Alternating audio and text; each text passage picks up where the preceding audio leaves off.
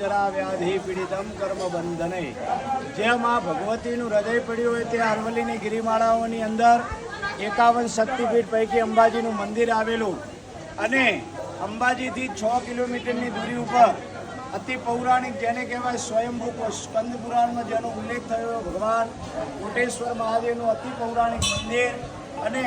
એવું કહેવાય છે કે ભગવાન સ્વયં ત્યાં પાતાળમાંથી ભગવાન પ્રગટ થઈ અને લોકોના જે ભગવાન દર્શન અંદર ગૌમુખની અંદરથી સરસ્વતીનું ઉદ્ગમ સ્થાન જે માણા ગામની અંદર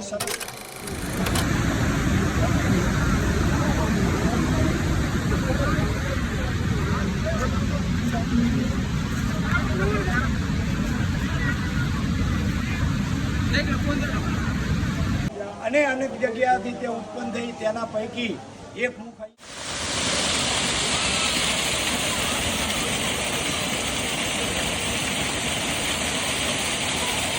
સરસ્વતીની જળધારા ભગવાન શિવજીને કોટેશ્વરને સ્પર્શ કરી અને આગળ ચાલતી હોય છે અને સરસ્વતી આગળ જઈ અને લુપ્ત થાય જ્ઞાન તેની દેવી પણ સરસ્વતી કહેવાય કારણ કે ભગવાન શિવની ઉપાસનામાં સરસ્વતી પરમ ભક્ત ગણાય છે આપણા શાસ્ત્રોમાં તો એ સરસ્વતીનું ઉત્તમ સ્થાન અને પૌરાણિક અતિ પૌરાણિક જેને કહેવાય હજારો વર્ષ સુધીથી આ સ્થિર ભગવાન કોટેશ્વર મહાદેવનું મંદિર અને નીચેની તરફ જેને કહેવાય વાલ્મીકી મુનિ જે આદિકવિ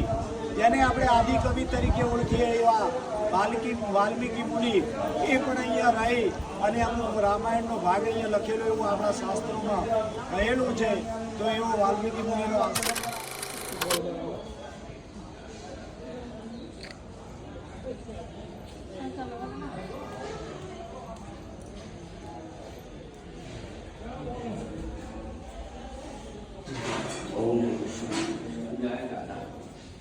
શંકર શિવના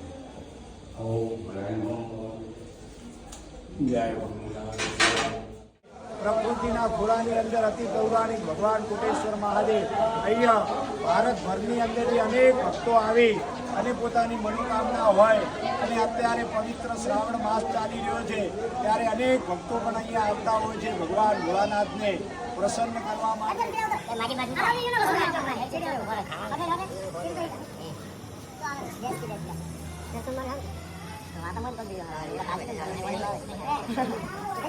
જળથી અભિષેક કરતા